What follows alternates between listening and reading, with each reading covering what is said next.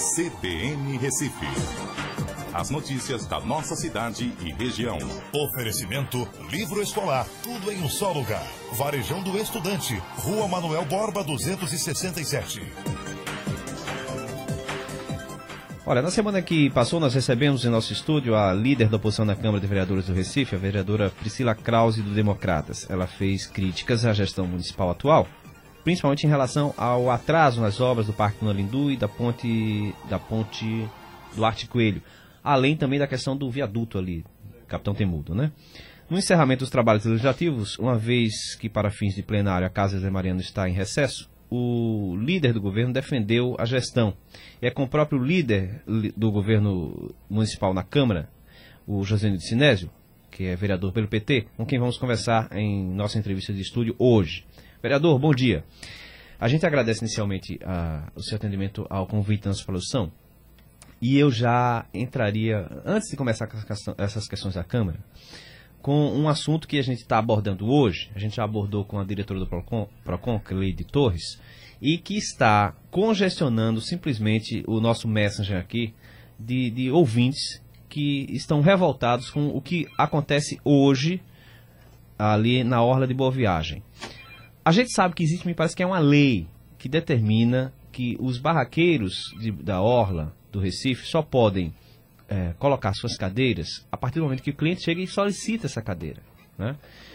Ontem houve uma denúncia de um turista dizendo que um barraqueiro cobrou para que ele utilizasse aqueles equipamentos sem saber. Barraqueiro, né? Que você chama os quiosques, né? Os barraqueiros, aqueles que ficam ali na orla. Na areia. Que vendem na areia, né? Que vendem refrigerante, que vendem cerveja, enfim. E a diretora do PROCON, Cleide Torres, nos orientou a respeito, e orientou todos os ouvintes, mas a enxurrada de ouvintes está aqui. Olha só quantas janelas do Messenger abertas e quantas pessoas comentando neste momento a respeito do assunto. Então, muita gente revoltada com essa situação, até se estendendo ao município de Ipojuca, em Porto de Galinhas, e aí não é a jurisdição do Recife. Mas, em relação ao Recife, muita gente reclamando que os barraqueiros, alguns, não são todos, lógico, né? Existem os bons e os maus barraqueiros. Os maus barraqueiros continuam cobrando, ou para você ocupar as cadeiras, ou a cobrança de consumação mínima, que também não é permitido, e um ouvinte aqui, a Ana, também, que está aqui dizendo que no Acaiaca, quando se chega, já estão todas as cadeiras espalhadas lá. Quer dizer, a lei me parece que não permite isso, é só quando o cliente chegar e se solicitar.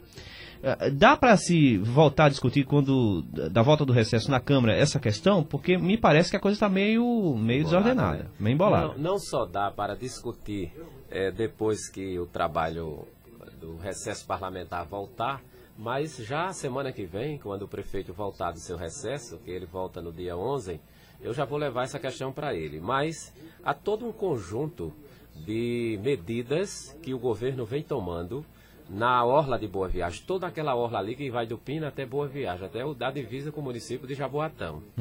E é por isso que nós, inclusive, estamos fazendo um treinamento rigoroso, formação, capacitação para todas as pessoas que vão trabalhar naquele local. Evidentemente que não vai poder atender todo mundo de uma maneira geral. A gente sabe que o trabalhador vai para ali porque precisa ganhar a vida, fazer a sua sobrevivência. Mas isso tem que ser feito dentro de um ordenamento.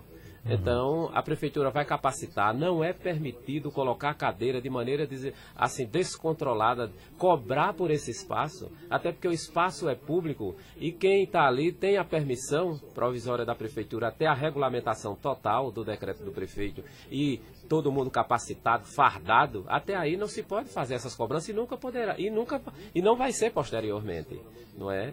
Então, eu acho que as reclamações que os ouvintes estão enviando para cá, Mário, são todas importantes, porque isso vai ajudar cada vez mais e vai dar o apoio necessário que o prefeito precisa para deixar o cartão postal da nossa cidade totalmente reurbanizado, requalificado. Bom, voltando aos assuntos da Câmara da cidade do Recife, como é que o senhor avaliou o ano 2009 para o governo da cidade do Recife? Foi fácil aprovar os projetos com tantos parlamentares da bancada da situação? Veja bem, foi um semestre difícil, não é? Porque eu acho que o prefeito João da Costa ele não teve trégua nem desde a hora que ele foi eleito, nem tinha assumido ainda o comando do Executivo Municipal. Já havia uma enxurrada de críticas, né, contra ele. Mas ele sempre assumiu o compromisso de que nos primeiros 6 meses de governo ele iria usar essa palavra, mergulhar dentro da prefeitura. Haja vista que dentro das 17 pastas, ou seja, 17 secretarias, a grande maioria eram secretários novos e era preciso fazer todo um trabalho de reestruturação, inclusive de alinhamento entre todos esses setores para poder o governo colocar o trem nos trilhos. Foi isso que aconteceu, não é? Então, no segundo semestre, o governo começou a melhorar. Nós temos dados importantíssimos, se for necessário colocar. Mas todas as proposições que foram enviadas para a Câmara de Vereadores, elas foram discutidas, elas foram aperfeiçoadas quando necessário e todas aprovadas. Bom, e com relação à infraestrutura da cidade, muitas reclamações em relação, por exemplo, ao atraso em obras como o Parque Dona Lindu, a questão da Ponte do Arto Coelho, que fica aqui no centro e que já está com aqueles tapumes há muito tempo também. Como é que os vereadores acompanham essas questões? Eles observam isso e também chegam junto ao Executivo para tentar ver o que é que está ocorrendo, para agilizar esse processo todo? Veja bem, Mário, com relação ao Parque Dona Lindu, que é uma grande obra, né, que vai projetar não só aquela região ali de Boa Viagem para o futuro bem próximo, mas toda a cidade do Recife. É um parque, né, maravilhoso que está sendo construído. Realmente teve alguns problemas, inclusive de ordem financeira, tendo em vista a crise econômica que a gente enfrentou, né, que o prefeito teve que fazer ajustes internos assim que assumiu a direção do município, mas graças a Deus essa parte está superada e as obras estão continuando em vento e popa e acredito que até o final de março o parque será totalmente entregue à população. Inclusive a área interna, aquela área interna e externa ali já está toda concluída, inclusive já aberta à população. O teatro é que está passando ainda pelo serviço de acabamento. Capitão Temudo, nós vamos ter, a partir desse ano, possivelmente o início das obras do Corredor Norte-Sul. É um projeto da mais alta grandeza, que inclusive só tem em Curitiba. Que o governador Eduardo Campos, junto com o prefeito João da Costa e os demais prefeitos da região, estão tocando, que vai começar de Igaraçu a Jaboatão, Cajueiro Seco.